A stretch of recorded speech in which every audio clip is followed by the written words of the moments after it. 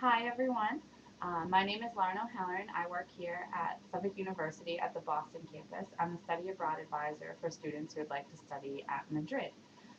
So we can answer any questions you have today. I have two students with me who both spent many semesters at the Madrid campus, so I'm going to let them introduce themselves so you know they're here as a resource for you too if you have any questions for them. So go ahead. Hi, my name is Jonathan, and I was in the Madrid campus for my freshman year, 2 semesters. I'm a global business and marketing double major, and I'll be graduating in May. Hi, I'm Sarah. I spent 5 semesters at the Madrid campus, and in my fifth semester I did an internship also. And my major is international relations, and I'll also be graduating in May with Jonathan. Thanks, guys. So just so if you don't know how this works, at any time while we're talking, if you come up with questions, feel free to type them in. We can see questions you type in, and then we can get back to you with the responses. So just to start off, I thought that I would have Jonathan and Sarah talk a little bit just about the classes that are in Madrid and what it's like to start there as a freshman, since that's such a unique thing. You guys want to, you can switch off. So, starting off in Madrid, freshman year was an incredible experience. I mean, it completely changed the way, not only just how I thought about the world, but also how I thought about my major. Um, it also allows you to go over there without any expectations about how college is supposed to be. You're immediately thrown into an international context, um, into an incredible, kind of motivated, incredibly international student base. We've got 200 students, sometimes a little less, a little bit more, per semester over there at our campus, and you really get to know who's there and really form some incredible connections.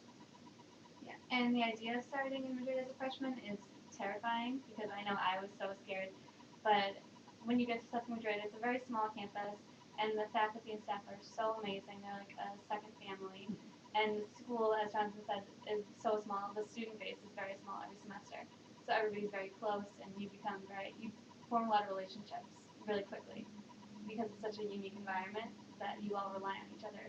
And you have a really good time with everybody, getting to know Madrid and getting used to college life. Yeah. Living. And I know a lot of people have questions often about class sizes and what it's like to attend a university in a different country and what should you be picturing, like big lecture halls or smaller classroom sizes. And Sarah and Jonathan kind of talked about this, but I know their class sizes there are typically smaller. They can have anywhere from 10 to 25 students. So you could have a class of 15, or you could have an intro class, like an intro to elementary Spanish class that might have 25 or 30 students in it. And I know that also lends itself to really good relationships with professors. Um, you really know your professors while you're in Madrid, and I think it's a very unique way of getting to know or learning in a class. And I've heard a lot from students who came back from the Madrid campus that their teachers and their professors were very close to them, and they thought of them as a friend too. Do you think that's true? Definitely true. It's definitely true. Just to add on to Yeah. that, you probably by the end of at least your first semester, maybe a little bit more, they'll get to know you as a continuing student, not just someone who's there for studying abroad just for 1 semester. So you'll probably be taking their classes again if you do another English course or another Spanish course, um, and definitely get to know them on more of a friend basis, in addition to being a professor. Yeah, and everybody's very accessible. Like if you ever needed to talk to a professor, they're available through email. They're usually on campus anyway. You can run into them at a restaurant by the school just completely by accident, and so you'll see them around everywhere, and they're always easy to approach and talk to. Yeah. Um, So I know another question that oftentimes students have is what types of majors are students usually when they head over to Madrid? And I know oftentimes majors that are popular over there are global business, international studies, majors that pertain to students who would be interested in starting their college experience in another country. But oftentimes students are undecided when they start there as well, or undeclared, as many college freshmen are, and that would be perfectly fine. You can take a lot of your general course requirements and complete those while you're there if you're still undeclared during your freshman year. I don't know if you two went in with a major or what your major was when you started, or if you want to speak about that. Yeah. I have always been an international relations major, Mm-hmm. and Suffolk Madrid is really great for that because everybody is obviously pretty internationally minded, and you get to see a lot of different cultures, especially Spain, which is super interesting, especially from the government aspect of it and the like political history. Spain is so interesting. But yeah, so they have a really strong government department there, and that just kind of strengthened my interest in my major. I also went in with a kind of an idea that I wanted to be in global business and marketing. Um, but with that global business marketing double major program that we have through the business school, as well as over in Madrid, you have a lot of flexibility. You can do global business and nothing, or definitely completely undecided. Because you'll be taking, as a freshman, your basic courses, and then maybe one early business course, or maybe one early psychology course. So you have plenty of time to change, really develop what you want to do. Yeah, and that makes it nice too that you can take all of your general education requirements in your freshman year, so that when you do come back to Suffolk Boston, because you do have to graduate from Suffolk Boston, that you can still graduate on time, like both of these students. And Sarah spent 5 semesters in Madrid, and she'll still graduate on time from Boston because she was able to complete so many of her requirements while she was there. Um, we want to transition a little bit to talking about life outside the classroom, because there are a lot of different activities, ways for students to get involved culturally and within the school and within the student body while they're in Madrid. Um, I know that the Madrid campus offers a lot of different clubs and organizations. They have like a business club, but they also have, you can play intramural sports um, with a neighboring Spanish university if that interests you. I don't know if either of you were involved in any of that, if you had friends who were that you'd like to speak about. Yeah, I know a few students who played basketball and also soccer. They were obviously pretty talented to be playing basketball and soccer with Spaniards, but they had an amazing experience. It was definitely improved their Spanish, and it was just kind of a cool way to incorporate themselves into the Spanish community more so than just living there and studying there. I also knew several students who were able to add it to their schedule, and they were able to connect with other local students, which was incredible. Yeah, and for many students, part of the reason they want to study in Madrid is to really become immersed in the Spanish culture and to meet Spanish students and people their own age. And by doing activities like this and joining intramural sports, that's a really great way and an easy way to make friends, to meet people your own age, and really become more engaged in the Spanish lifestyle. Going off of that with more fun things to do at the Suffolk University Madrid campus. Um, there are excursions, different cultural excursions to different parts of Spain throughout the semester. And since between the two of you, you've been on many of them, if you want to talk about how those work, what you do on those excursions, and the welcome trips as well when they explore different areas. Well, the excursions are always perfect. Like they are so immaculately planned. Everything is timed perfectly, and those will be the best meals. I mean, depending on your host mom, who will find making pretty good meals too. Those are the best meals you'll have while you're in Spain because you go to very nice restaurants and you get a lot of the local flavors and the local dishes. And but they're just you go sign up at the beginning of the semester or whenever before they fill up, and then you go on your excursion. You usually take a bus, and the buses are really comfortable. It's a long ride normally, but it's not bad. You just take a nap and you get there. And I don't even know. My favorite trip that they do, I did this one twice, is a ski trip to the Pyrenees, and it's just unbelievable because it'd be really hard to organize that yourself. You could, but it would just be more difficult, and so you just go with the school, you rent all your equipment, and you spend 2 full days on the mountain, and then at night you just kind of, that one's more downtime at night because you're so tired from the day, but it's a very nice experience. Just to point out, when you do go over your freshman year, or you go over to Madrid campus at any age, beginning of the semester, they give you, it's usually around 2 days in Madrid to get settled, and then you go off for an orientation trip, one per semester. Fall is usually to a small town named Salamanca, which is right outside of Madrid, and then the spring is usually to Sevilla, which is with a little over a 2-hour train ride to the south. In addition to that, you have a choice between 3 different trips per semester. So in addition to Salamanca and Sevilla, I also went to Portugal, Granada, which is in the south of Spain, San Sebastian, and of course traveling around just independently, though a little bit more difficult to organize, is also actually really incredibly economically be able to do it economically. Yeah. Great. Thanks, guys. Oh, vote for a second. Um, yeah, so in addition to experiencing the entire city of Madrid, you'll get to really experience Spanish culture and how it differs in the north and the south and all over Spain, because you get to see those different places on the excursions with the Suffolk Madrid staff. Um, so transitioning a little bit, and feel free, anyone who's watching, to type in any questions at any time about anything we've talked about if you want someone to elaborate more on what they said. But to talking about admission requirements, because I know that can be kind of confusing for some people. You apply to Suffolk Madrid just how you would with the rest of your college applications. We are Common App only, so you fill out the Common App the same way. We also accept SAT or ACT scores, and you are also automatically considered for merit scholarships. So if that was something, if finances were something you're concerned about or you wanted to ask more questions on, you are automatically considered for merit scholarships, and that's based off of your performance in high school. So looking at when the admissions staff looks at your transcript and your standardized testing scores, you could be awarded a merit scholarship even if you're starting at the Madrid campus. And then need-based financial aid you apply for through the FAFSA, independent of the admission process through the financial aid office as well. But you could be awarded financial aid and carry that, need-based financial aid, and carry that with you to Madrid as well.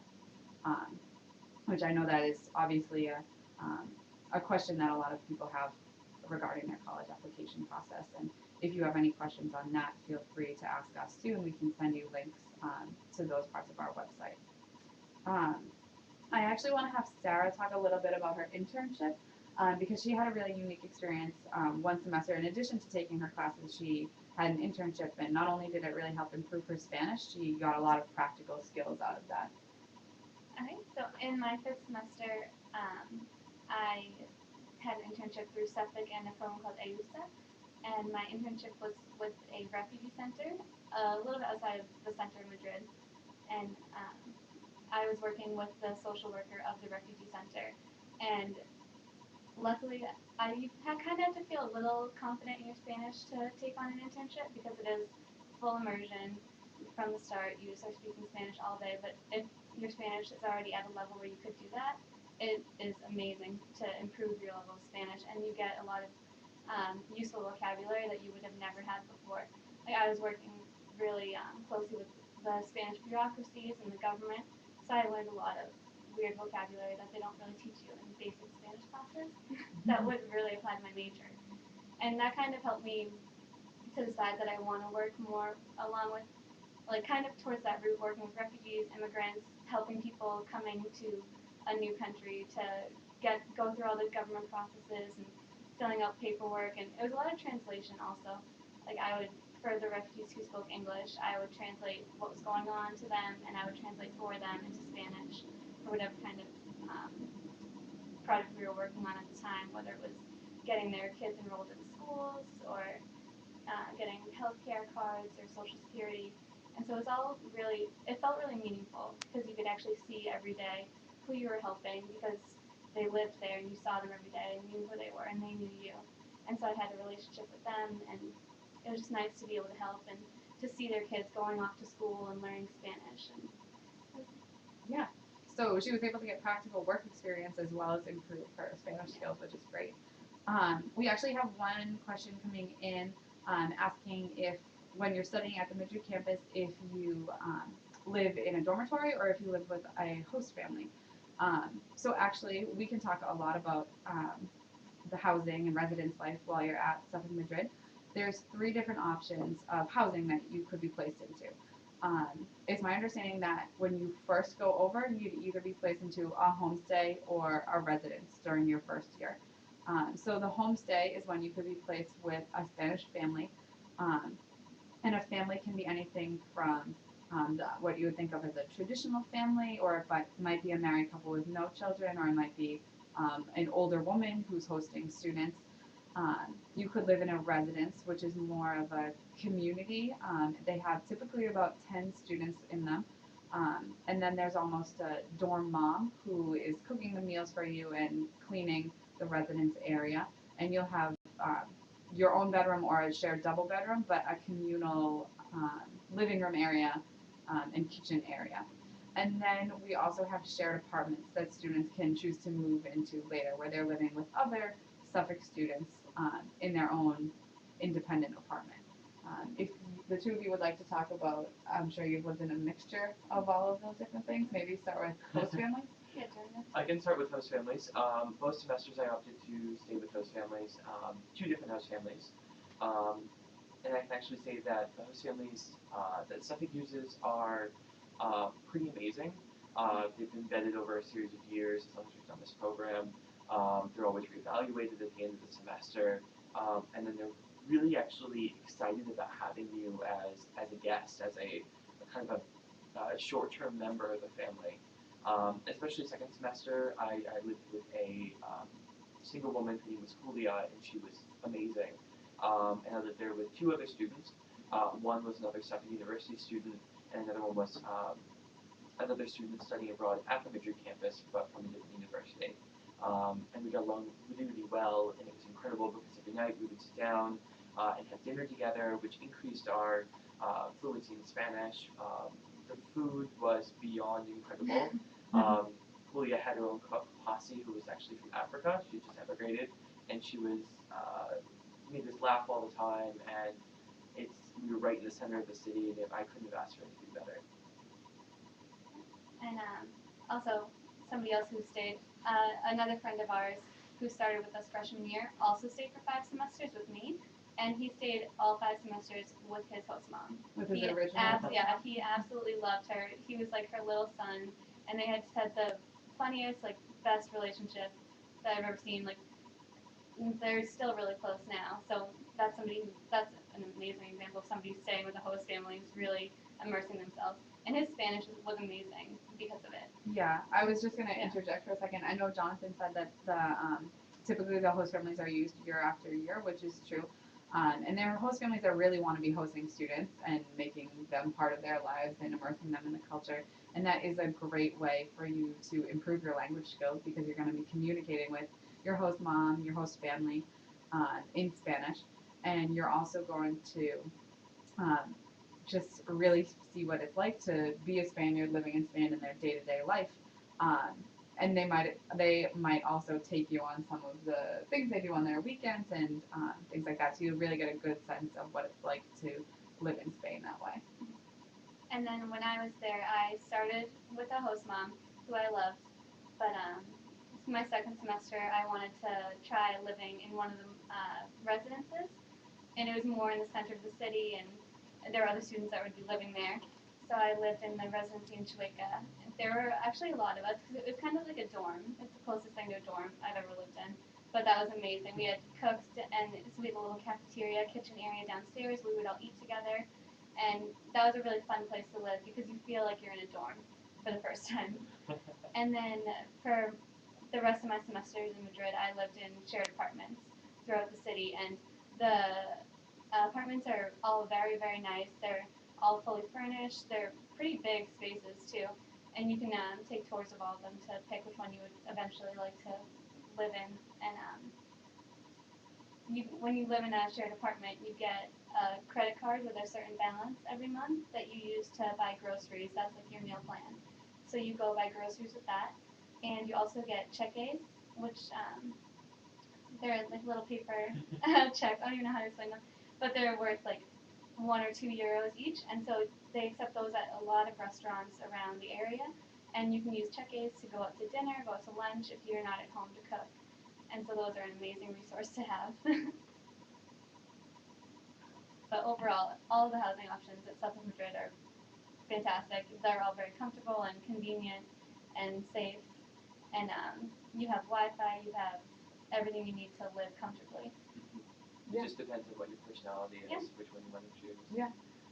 While we're talking about housing and food, do you think you guys could talk a little bit just about, in general, about the food in Spain, whether it's not necessarily from a host family, but the food that you'll eat when you go out to eat or anything like that, and what you what you expected and what it was and whether you loved it or anything like that. Well, the food, at least my experience, was that the food's pretty incredible over in Spain.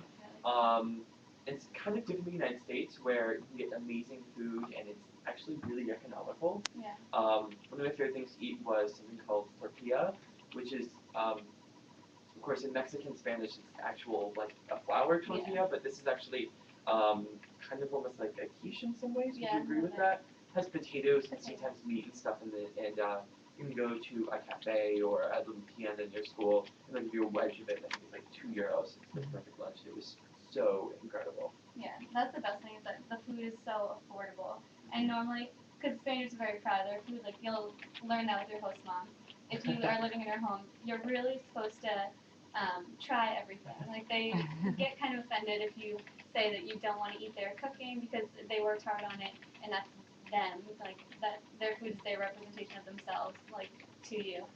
And the food just in general around the city is very affordable and it's very good. Spain is pretty meat oriented, like meat and potatoes, but there are definitely a lot of, at least in the major cities, so definitely Madrid, if you're a vegetarian or a vegan, there's some really incredible restaurants that are specialty restaurants, especially for vegetarians all over Madrid. Exactly, yeah, you can find everything that you need. And they also have something over there called the Menu del Dia, which a lot of students take advantage of. I always took advantage of it on the weekends. And so the fixed price menu, and you get bread, and then you get your main meal, and you get maybe a little salad or soup, and then you get coffee and dessert, and it's all one single price, usually between 10 to €13, which is actually really economical. Yeah. And they also have tapas, which are like little appetizers. Oh, and so you can go out and just with a bunch of your friends from school and make a whole meal out of just tapas. And you just order a bunch of them and share them amongst yourselves. And you get to kind of try everything in little like bite-sized forms. And it's delicious. Yeah. The reason I keep disappearing away from the screen is to go and read the questions that people are typing in. And I know a lot of people have mentioned that it can be a little, or it seems a little odd to start school somewhere else and then have to come back for it. And can you guys talk about what it was like to come back to the Boston campus and try and make friends here, or just transition back to life here when you were attending such a small school in Madrid? I can actually start with that. Okay. Because you just transitioned Yeah. back. So, I completely agree. It's this, sometimes it's a little nerve-wracking to, I'm going from Suffolk, but I'm also going to Suffolk and Boston, and it's kind of reverse culture shock in some ways. And we have a lot of organizations here on campus to help you, get reacclimated, get back in the swing of going to classes in Boston. It's a much larger campus here. And instead of 200 students in Madrid, you're dealing with a few thousand undergraduates here in Boston. But you're also not transitioning back alone. Every single semester and then every single year, there's students who are leaving Madrid and coming to Boston. So you're not totally alone. You're still coming back with friends and acquaintances and classmates. We work a lot to make sure that sort of transition is painless for you, to be easy. And then we also have something on campus now called the Madrid Campus Alumni Association, which is brand new. We're just starting it. And I'm actually president of that. So of course I have to do the marketing. It's this great organization that we've just started. We're starting out small, and we're going to be kind of bringing together everyone who's had a connection to the Madrid campus, whether they've gone for freshman year, 5 semesters, or they went over there for a semester abroad, kind of bringing them together and going out in Boston for tapas or tortilla or some sort of flamenco show or something in Boston to get us all back together again to talk about the amazing times we had, and then also get other students inspired about going over to the Madrid campus. And that's the good thing about Boston is that you're going from Madrid, which is one huge, beautiful, cosmopolitan city, to Boston, which is another big, very nice city to live in also. And this is my second semester in Suffolk, Boston, but luckily, as Jonathan was saying, everybody comes back in phases with you. And so you'll come back after 5 semesters abroad, and you'll see people who you met your first semester ever freshman year, and they're still at Suffolk, Boston. And so it's so nice to see all those familiar faces running around. And for as big as the Suffolk campus is, you run into everybody. Like you see everybody that you've met before, and it's just really refreshing to see them all again and catch up, and then they can kind of show you the ropes around Boston because you already have that kind of friendship from Madrid. And also, Boston's really good for food, so if you're craving chorizo or any sort of tapas, you can go get them. They'll be more expensive, but if you need it, it'll be worth it. But yeah, I think one of the most valid things that they just said is to keep in mind that it's not like you're coming back and transferring into a school where you know no one. You are at Suffolk Madrid and you're coming back to Suffolk Boston with many students in the same position who you already know from Madrid and who are in the same boat as you. And it's nice to have that community around you, especially when you want to sit around and be nostalgic about Madrid and talk about your freshman year there. You'll have all the people there easily accessible for you, which I'm sure is nice as a student who's returning. And then even for students who you don't know, students who have been at Suffolk Boston since freshman year on, and you'll just meet them randomly in your classes. Everyone is super friendly, at least from what I've encountered, and you can just kind of, before class starts, strike up little conversations about whatever class you're taking or the professor, and everyone's really willing to help and kind of give you input on what they know and like kind of tips for this professor, what kind of like how they run the class. And then I feel like I'm in the government department, and I've noticed that if you have classes with certain people, they'll kind of like be in a lot of your other classes throughout the semesters as well. So you'll see the same people all the time, and so you'll get to know people through that too, through your classes. So another very valid question that we have come in that we should definitely address for people in case they're wondering. Someone said, do I have to be able to speak Spanish to go to Suffolk University Madrid campus? And the answer is no, you do not have to be able to speak Spanish to go over there. I'm sure that you will pick up Spanish while you're there. It would be pretty hard not to. There's also, the classes are offered in English, but there are also Spanish classes offered as well that you can take. I know that both Jonathan and Sarah have both said that their Spanish was not at the level where it is right now when they started, especially Sarah was saying with her internship and with her 5 semesters. It had drastically improved. I don't know if you two want to touch on like where you were when you started and then where you are now. But yeah, the answer is no, you do not have to be able to speak Spanish to apply to go to Suffolk Madrid. In my experience, I was also on the same page when I was going, okay, you know, there's this great opportunity, spend your freshman year abroad, among all the other questions that have come in. Definitely, do I have to speak Spanish? In high school, I didn't take any Spanish classes. I actually was fluent in French. So this was kind of the other end of the spectrum. But yeah, I definitely went over, and you immediately begin picking up verbs and nouns, and especially if you live in a host family or live in a residence with other Spanish students or a Spanish family, you immediately begin picking things up that without even studying. So that's definitely easy, and my Spanish, of course, went from non-existent to what I like to say is conversationally fluent. Yeah, I had taken Spanish all throughout high school, so I was comfortable with Spanish. So that kind of made it easier for me going over. I was a little less nervous because I was like, okay, at least I can get by, I think. But then your Spanish will undoubtedly improve while you're there because when you're living with your host mom, it's very unlikely that she's going to speak English to you unless, like, because she might not even know English. So there's always that. And you definitely pick it up as you're going. And Suffolk also offers, before you leave, when you're doing orientation at the campus, they do a kind of crash course Spanish because they offer a lot of Spanish courses, but I don't think it's mandatory to take one. So if just in case you're not taking a Spanish course, they provide you with like some basic general knowledge of things that you will definitely need to say, like how to ask where things are, if you're in a restaurant, how to ask for the bill, how to ask where the closest bathroom is, or how to use the metro, just directions in general. They'll provide a quick crash course in Spanish for you once you get there, before you get sent off on the orientation trip or onto your own devices anywhere. Yeah, which is great. So yes, definitely do not, if you're really interested in studying in Madrid, but you're fearful because you don't speak Spanish, that's okay. You should still apply. You should still look into it because you don't have to be able to. But you'll definitely pick it up while you are there. Another thing that I was just thinking of, because both of these students had started there and went through their semesters while they were there, and now they've returned to Boston. There is a chance that if you spent your first year in Madrid, you could then go back and study abroad in Madrid. We had a question about that earlier. You could spend your whole first semester or first year there, and then you could go back first semester junior year or second semester sophomore year for a semester as a study abroad student if you wanted to, which would be nice because you're returning to a school and to a city and to a staff that you already are very familiar with and that you already are comfortable with, and get to spend another semester there as a study abroad student. I don't know if either of you has plans to do that. I don't think so because they're both graduating. I'm trying, but Yeah. I'm hoping they'll let me. But yeah, somebody actually did do that. A girl returned for her last semester, I believe, and so she had studied abroad as a freshman in Suffolk Madrid. And so then when she came back, it was a whole new group of freshmen for her to see, and so she was seeing how they were adjusting to Spain, and she was just there, kind of reflecting. And everybody was so happy to see her. Her professors still remembered her.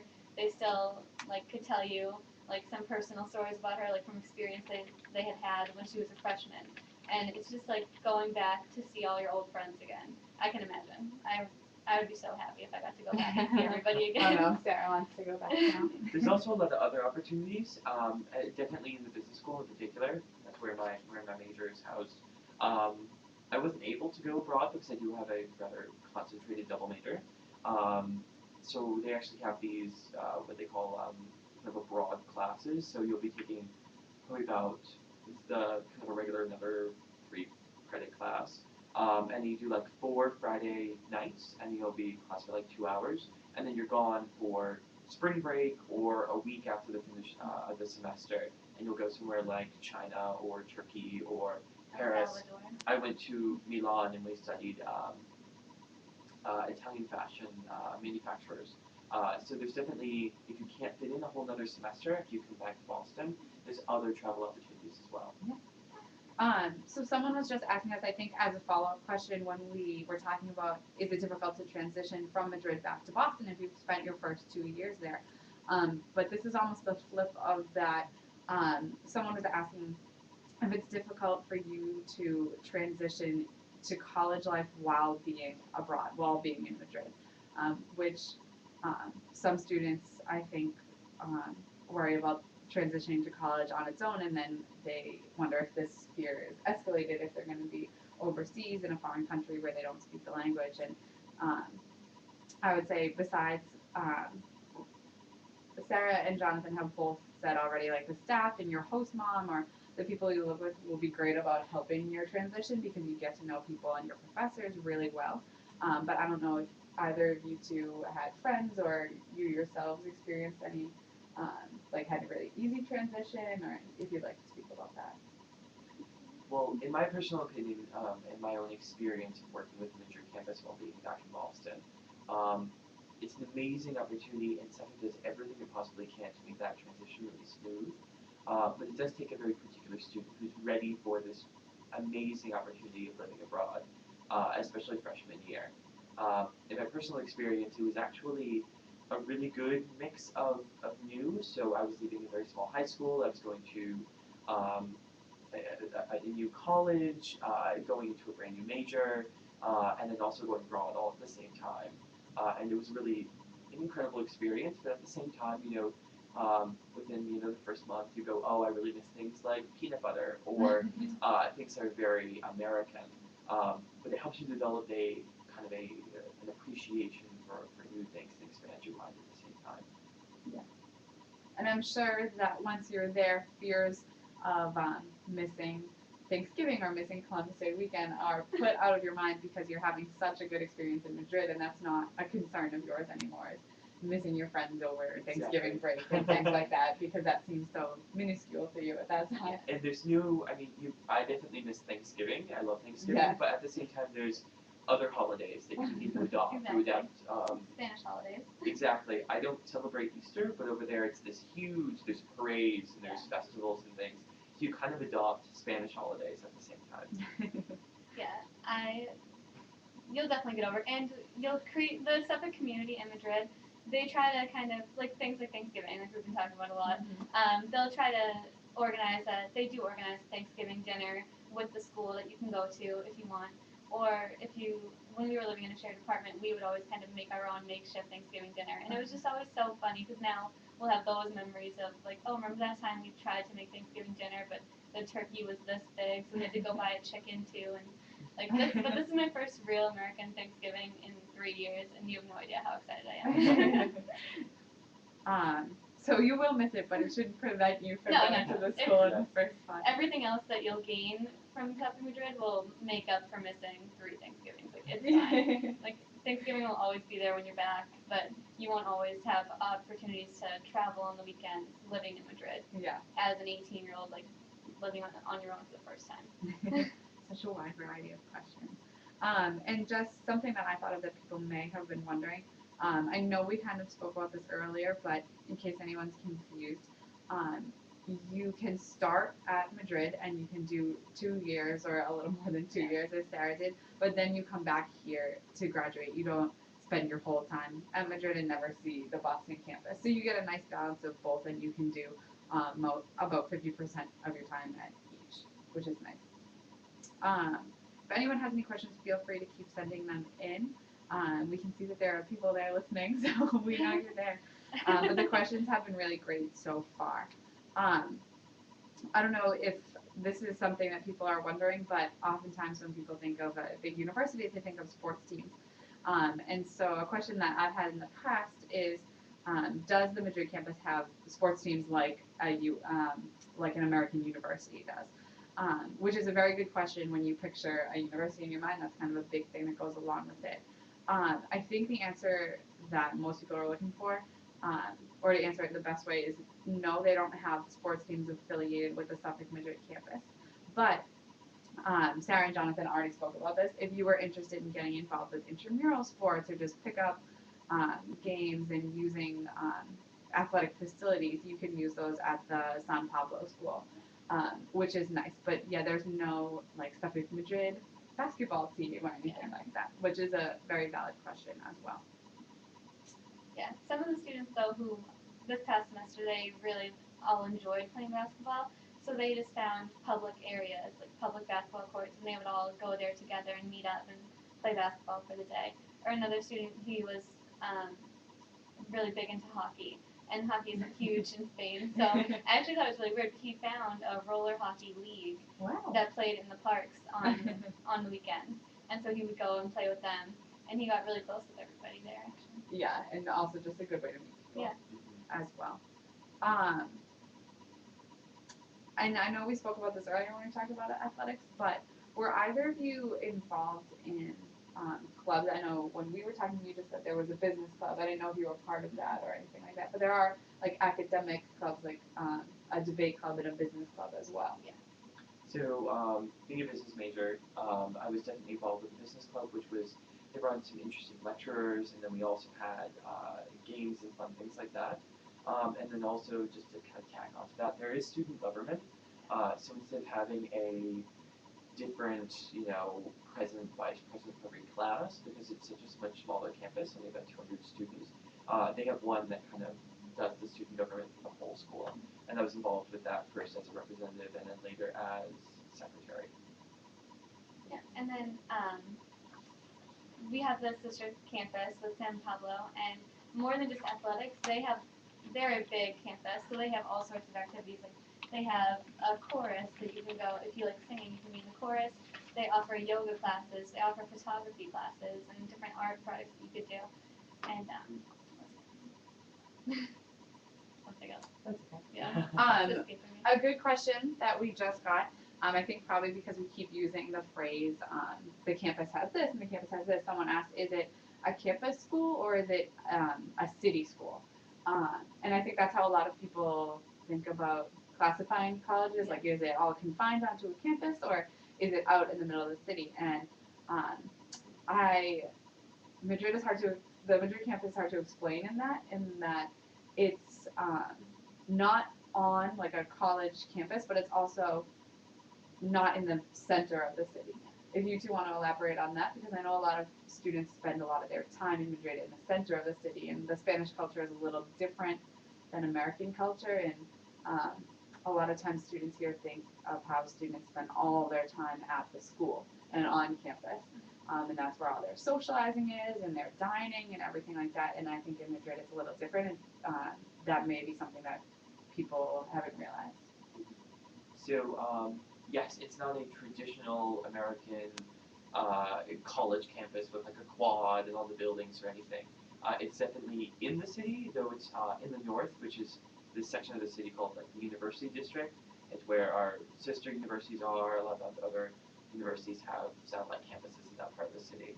And it's just one building. There's a little courtyard next to it that some of the students study in. There's a lounge, there's some more classrooms, all the offices, all in one building. But at the same time, because you're in the city and you live in the city, you take classes there, you do some studying in the small library that's there, the computer labs that are there, but you're really right in the city, so you really want to go out and you want to experience it, and that's kind of your added extra class. So you don't spend exactly. Your Madrid is your classroom at the same time, so you're always in the city rather than in the library or on the quad, which makes it a little different. Yeah, exactly. I would say the quad would just be Retiro, Yes. which is this huge, beautiful park. It's kind of comparable to Central Park in New York, but it's called Retiro. And when the weather is nice enough, I would always go study there. And so it's nice because since the campus is so small, you can do everything that you need on campus, and you can spend a lot of time there. And campus is actually really fun to just hang out at for the day, even in between classes, and just see people coming in and out. But because of where all the housing locations are, you get to see the whole city because it just kind of encompasses like all of Madrid. Because you have housing just like splattered all over the place, and if you're going to visit your friends where they live, or just going to study together in Retiro or walking around the center of the city, you get to see all of it, and that's just kind of how the campus is. Which is a huge advantage that you're pushing your limits and seeing all parts of the city, not just sticking around the campus where you feel comfortable and where everyone is, because everyone you know is all over the city, which is great. We've slowed down on questions that we're getting, so we can close. Okay, go ahead. Sorry, this is but before we were talking about clubs and activities, Suffolk Madrid is also, they try to encourage volunteering. So they try to facilitate volunteer opportunities around Madrid, helping with senior citizens, because Spain is a very old country, the second oldest country in the world after Japan, I think. So there are plenty of senior citizens, and you would go and kind of hang out and play games and keep them company. Or there's some food shelters that you could go work at. And so Suffolk's really good about helping you find volunteering opportunities and trying to make sure that that works for you, so you get to experience a different side of Madrid too. Yeah, which I know is oftentimes high school students and college students, that's a big thing for them these days, and people are always very engaged in community service and volunteering, so it's nice to know that you could still do that while you're at the Suffolk Madrid Improve your Spanish. Yeah, always ways to improve your Spanish. But if there are no more questions, we can close. If you do find yourself with additional questions after, you're welcome to go to our website, which is www.suffolk.edu/Madrid. And you'll get right to the Madrid website, and you can see all of the admission information that we talked about at the very beginning. And then you can see links to Life in Madrid, the housing options, and really everything we talked about, but you can see it in more detail. So you're welcome to join there, but thank you for listening. It was nice talking to everyone, and thank you guys for helping me out. But definitely visit the website.